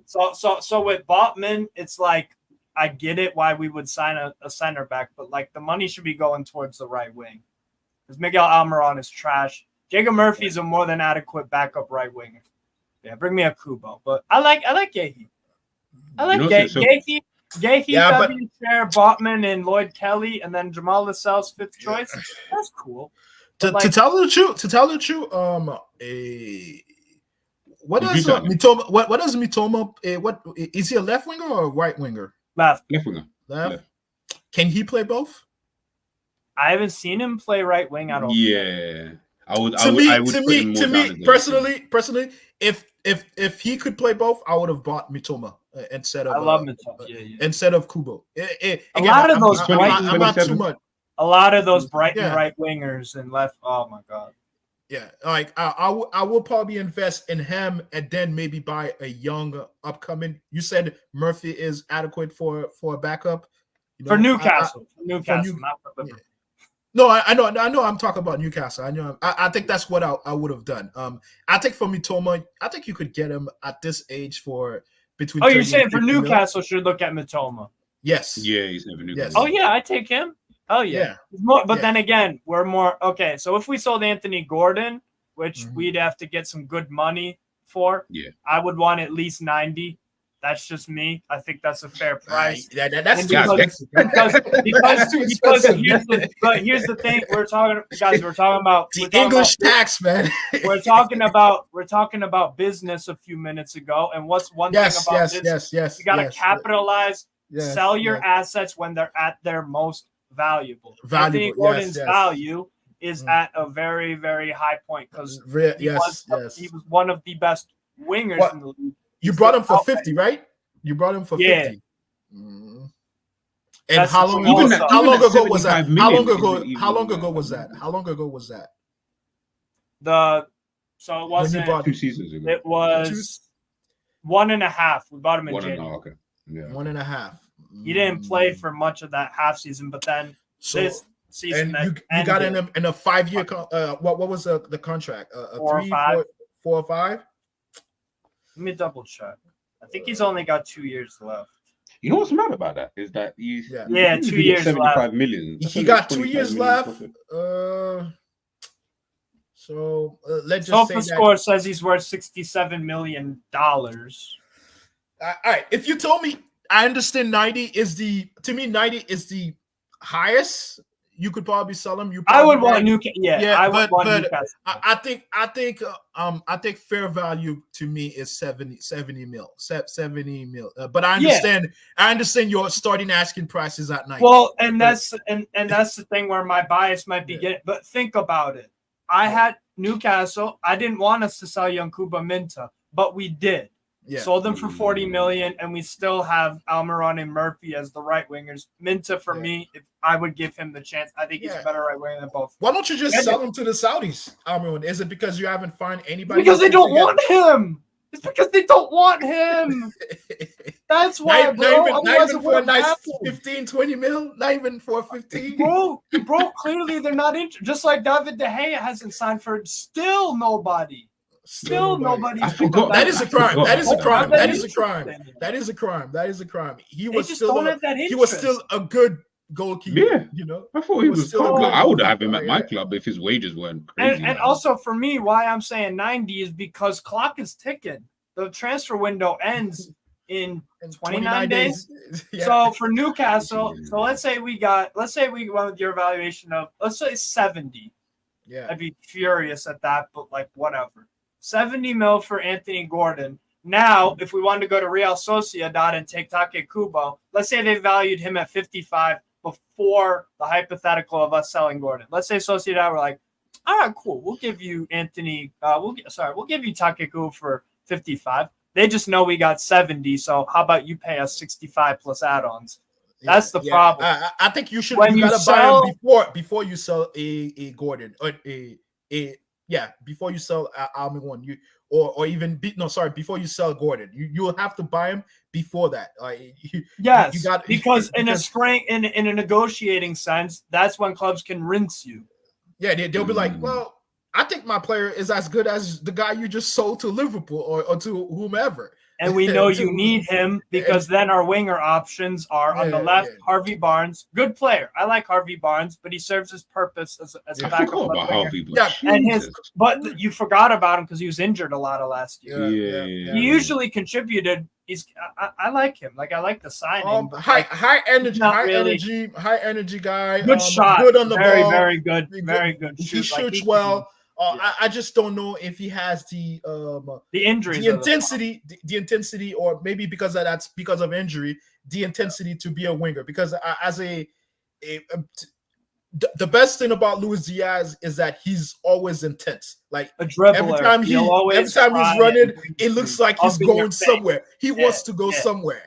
He wants to go somewhere. But and then I think that's one of the quality you want in a winger, like someone who feels like, hey, I want to go somewhere. I want to go forward. I want to do something. I'm gonna give you a game for 90, and you can't do nothing about. All you can do is try and stop me, but I'm at least give you a hell of a game for 90. That's what. Yes. And I think, I think he's a decent player. Would you take Bakayoko? Of course, of course. Like. Considering you're talking about Almiron, of course, he's definitely. I like it, and that's what we need. We need a right winger. We need a right winger. The left side is settled with Gordon and Harvey Barnes. That's okay. Like we have our left wing in check. That's perfectly fine. I'm cool with that. But we are on our right side. Like Murphy is not that guy that's going to be like the starter that'll bring us an FA Cup. Let's say. Yeah. To that question. Yeah. To that question. If you're selling Gordon for 90, how much are you selling Isak? That's what I would. Again, I'm going to demand again. Because I love him. I love him. I would love to take him away. Here's the thing about Isak. Again, it's a player that just had 26 goals for us last season. The last guy that got 25 was a certain Alan Shearer a while ago. Okay. His market is and we've had some. I think he's marketed 70 to 80 mil. Market, yes, but I feel like you could sell him. But I don't know if you should sell him. We could sell him. We could sell him for 120. Yeah, if we wanted to. 75 mil. You're right. 75 mil. Yeah, but like we could, because of the lack of strikers and the lack of prem proven or whatever, you can fleece someone for that, and not even fleece because it's like I don't even mind overpaying for a good player. When you guys signed Virgil van Dijk. Was he a 75 million pound center back at that moment? At that moment, I disagree. No, let me explain. He was very good, but like that would let me explain. Let me explain. It was 80 million. 80 million. Or 80, sorry. 80 million. Okay. So I believe he wasn't 80, but he was around between 65 to 70. I think we overpaid because of City and Manchester United, maybe Chelsea also, where we're trying to get a contract with him also. I think it's one of those. But my point is he's proven even if sorry I cut you off, but go ahead. Even if someone doubted his value at the time, like why would you pay that much for a Southampton center back? Yeah. You know, he played a little bit in Europe with Celtic, Groningen, and whatever, but like he has proven his worth. He has proven that 80 mil. Even if you overpaid for him, even if we said like that's a fact or whatever, we agree with that. He's proven his worth. Yeah, he's proven his worth. If you knew the Van Dijk that you bought was gonna be the Van Dijk, you wouldn't mind paying 100 for him. Well, I'll give you an example. Like right now, the player that he is right now, and let's just say he had age on his side. He will still be worth around that price, 80 mil. Let's just say he was 4 years younger, 28, and someone came in for him. He will still be. Same thing with Antonio Rudiger, who's on the opposite 80, end. 90, yeah. Same thing with Antonio Rudiger's on the opposite end. Chelsea didn't spend. I think they spent like 40 on him from Roma. He had a shaky first year, but then gone on to do really good things with Chelsea. They haven't replaced him, and then he's gone to Real Madrid and done what he's done. So that's on the opposite end where it's like they got both clubs got I mean, I think. Oh yeah, Rudiger was a free. He only signed for Chelsea. Only spent 27 million to get him in. That's a steep. And for me, And he's one of the best. Rudiger and Van Dijk. Again, whether you rate one over the other, they're in that same quality. Yeah. They're in that same. He's only 31. This is where he's a bit different than Van Dijk. He is ultra aggressive. Like, to me, sometimes I think Van Dijk don't like to run. Yeah, same. I feel like I sometimes think he don't like to run. I don't want to do. He don't like to run. So and then, but the thing is that you like how good are you to be a player to not run? And that's why sometimes it feels that way. You got to be super good. And then also on the other side, and you got this player who's just ultra aggressive, ultra energy. He has more energy, more want than you to tackle you, to make life more difficult for you. Yeah. While Van Dijk, it's a bit demoralizing. The men don't want to run, and he's just stopping you. Yeah, he's just stopping you. He's just stopping you. But Rudiger kills your hope as an attacker, like in a more obvious or standout fashion. Yeah, because Van Dijk will make you think there's a chance when there's not really not really a chance. That's what it is. Yeah. So for me, like, I don't mind overpaying for a really good player. I really don't mind. So if you got Gordon, like for me, if you guys got Gordon, and that's the funny thing about these Liverpool. I don't want Gordon. So here's the thing. Here's the thing about Gordon though, and these links. I haven't seen a price tag mentioned at all.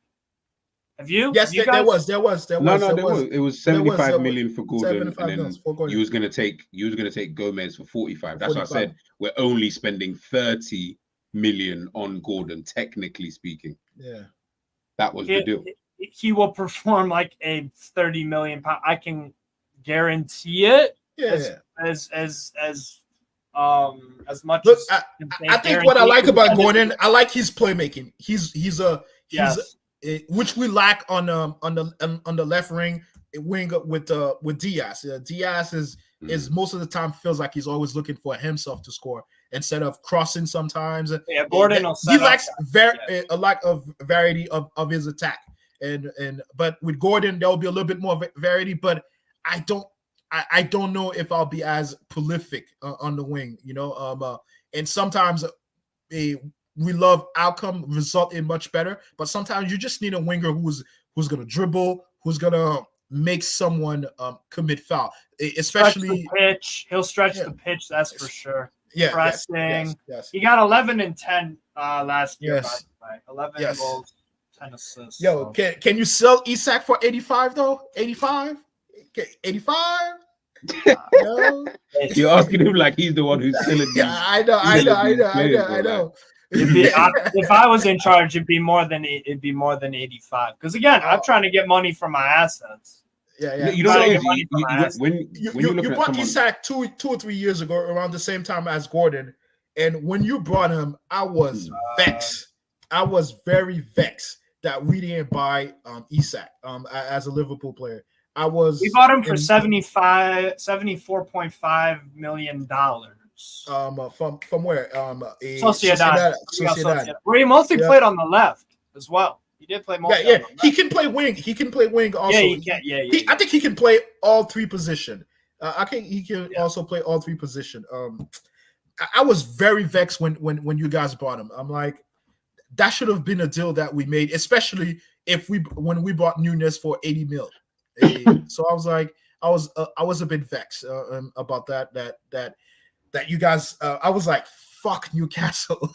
That is good business, and that's when I knew you guys will make top 4 in the next 3 or 4 years, and you guys did it in 2 years. That the club was bought. You know what's mad? Yeah, I'm just taking a little look at Isak's like numbers in it, because obviously we like to go on numbers when it comes to these strikers. Yeah, he's really a lesson to people, because when he was at Dortmund, obviously he was young at the time when he moved to Borussia Dortmund. He didn't play much. He didn't play much. He didn't really play much, and then obviously he went on loan. There was Lewandowski in front of him. There was a bunch of other players that were a little bit better than him. A little bit better, yeah. So it's like, okay, fair enough. Obviously, he's still learning his trade, but then ever since he really went to La Liga, I mean, he did pretty well. Like he had He kept hitting double figures in all competitions anyway. He kept hitting double figures for 3 seasons straight. In fact, him and Odegaard had a wonderful connection. Yeah, because and that team, I remember thinking to myself, you know what? That's one of those teams that you like. Those kind of players like an Odegaard and an Isak can go there and just thrive. Like they can just be those kind of players where because they're ballers, man. They're ballers anyway. Like Isak could play midfield if he wanted. He has that kind of talent. He has that kind of talent. Yeah. He could play midfielder. He could play a right midfielder on the 4-4-2. He could play a target man. He could play a center running forward. Behind. He has every single tool. He's got the most important thing as a striker. He can finish from anywhere. A variety. Literally. Yeah, anywhere. And that's why I thought Nunez could be that guy because he had the tools. But the thing is, I guess he's not. He's not that guy.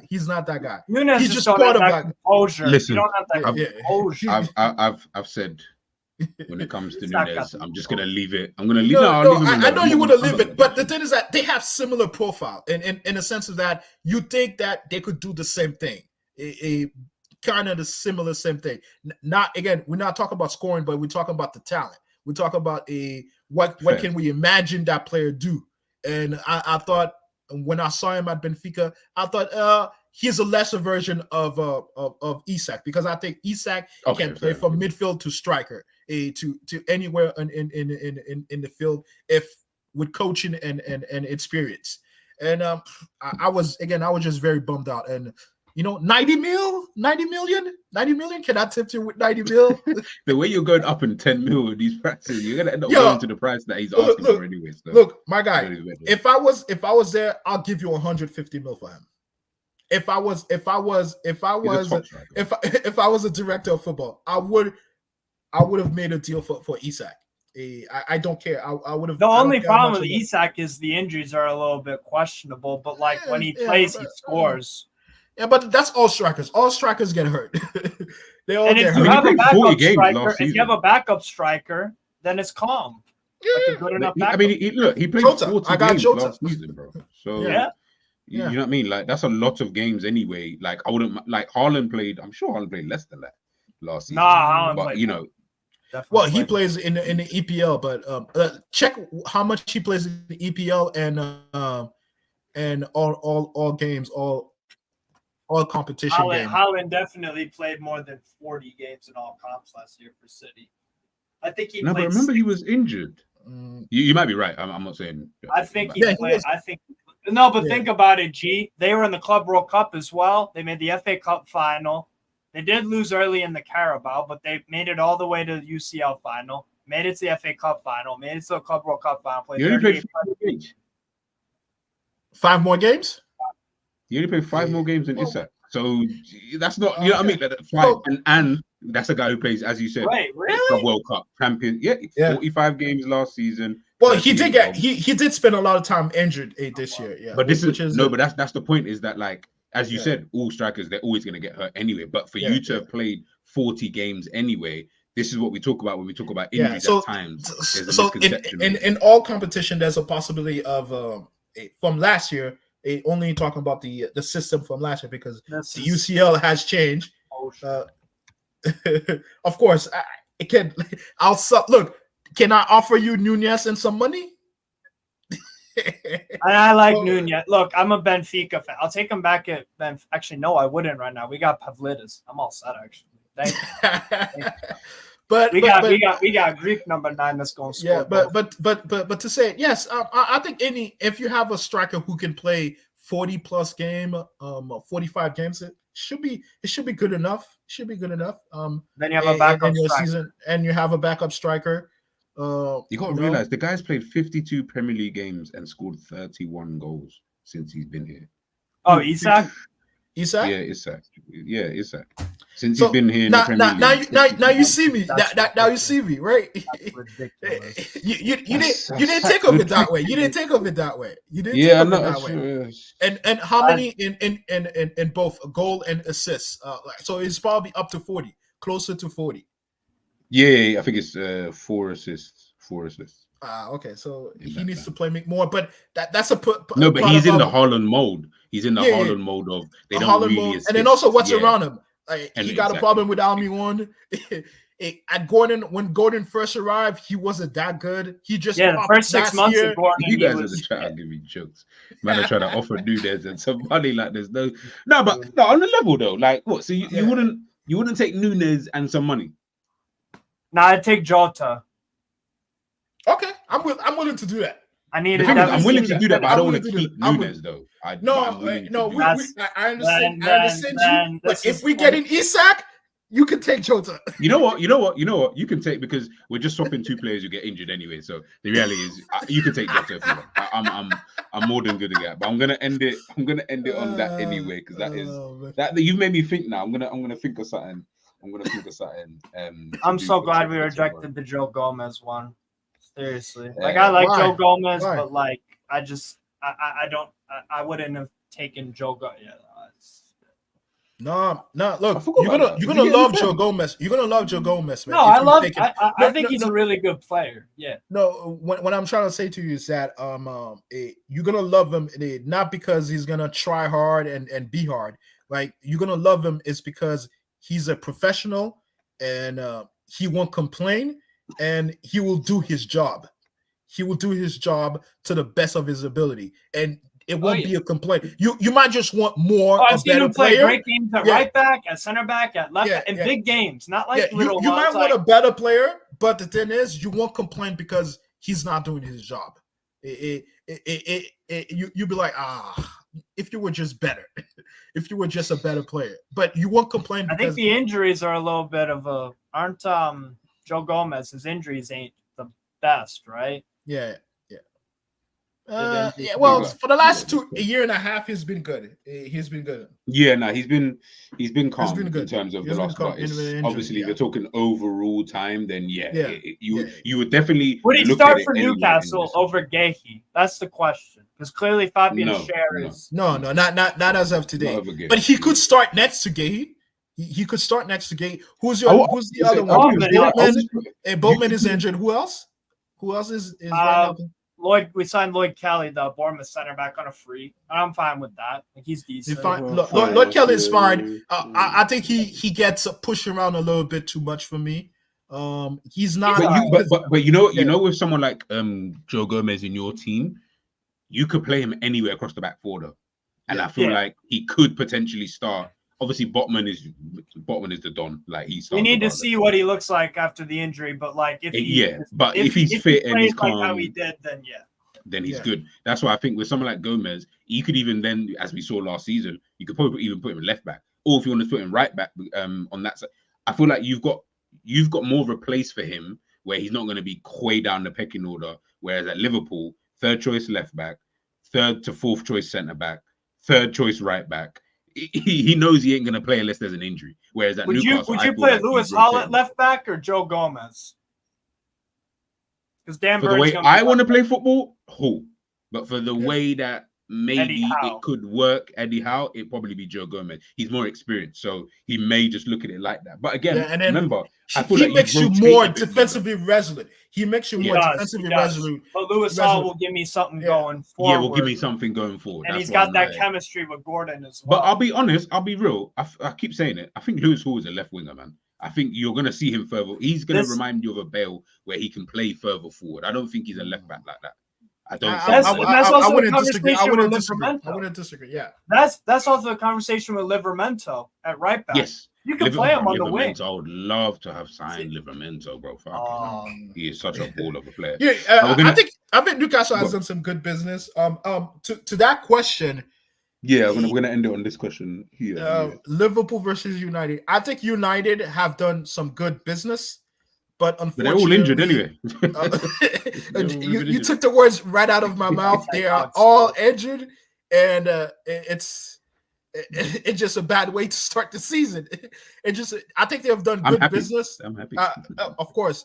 I think is that what will happen is that there will be a meltdown on the fact that they're maybe not winning in the first months of the season. The result are not there, but I think as the season goes, they'll pick it up and have a better season than last year. But again, how much better? I'm not too sure about that. I just don't rate Ten Hag football. I just don't. Yeah, me either. I just don't. I think he's too finicky. It. He's too sensitive to the media. Too sensitive to what the players say about him. He's too sensitive about everything. He played their brand new Lenny Yoro. He played Lenny Yoro immediately, and then he self-snitched. Ten Hag self-snitched on himself and said, "Oh, this guy is at like 50%. Like he had like one training session." Lenny Yoro should have played the Betis game. He should have played the Betis game instead of whatever he plays before. And the biggest reason why I think he's smile about that. I don't like. I'm not pushing injury, but the biggest reason why I think he's so sensitive is when a Slot got in, and then they're trying to compare him. He's like, he's gonna find out it's hard to be in this league. I'm like, yo, bro. Why he's a countryman? He's your fellow countryman. Just be like, oh, welcome to the Premier League. It's gonna be a hard league. It's tough competition. I wish you the best of luck, and be done with it. Why you gotta be like, oh, I'm gonna do better. He's just got here. Yeah, they've been beefing though since they were in the Eredivisie though. When Slot was at Feyenoord and Ten Hag was at Ajax. Still, just be like, I welcome our fellow Dutchman. I welcome our fellow Dutchman to the league. We're gonna rekindle our fight in the Dutch.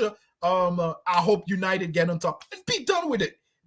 That one is a bit cheeky, but the way you talk, you can live with it. You're like, yo, this dude, come on, you too sensitive. It's too silly, man. But guys, I'm gonna draw a close. I need to head out anyway. Big up to Carl. Big up to Steve. Thank you. Big up you guys, man. Made the show so much better, man. But love for joining in. The conversation was really, really, really good. And you know what? You got me thinking about this Nunes, giving you Nunes and some money. I'm gonna think on that. But don't worry, Steve. We're gonna get to a point. Don't talk to Eds. Don't talk to Eds about this. Keep it to yourself. Yeah. He's gonna start crying about it. But we can sort something out. We can sort something out. Guys, make sure, of course, if you're watching this on the replay, make sure, of course, you hit the like button. Head on over to my other channel, subscribe to Keeping It GTV. There's some fun stuff, reactions, movie reviews, TV show reviews, all that kind of good stuff. So make sure you guys have you watched the new Deadpool? Have you watched the new? I've done a review. Yeah. What do you think so far? Sorry to keep you here, but no. Okay, I don't want to say too much in case no one's seen it, but what I'll say is, for the storyline, it's calm, like it's okay, because I get how they're going to continue the storyline of the MCU. As a movie, I didn't think it was all that good though. I felt like it kind of lacked in certain areas.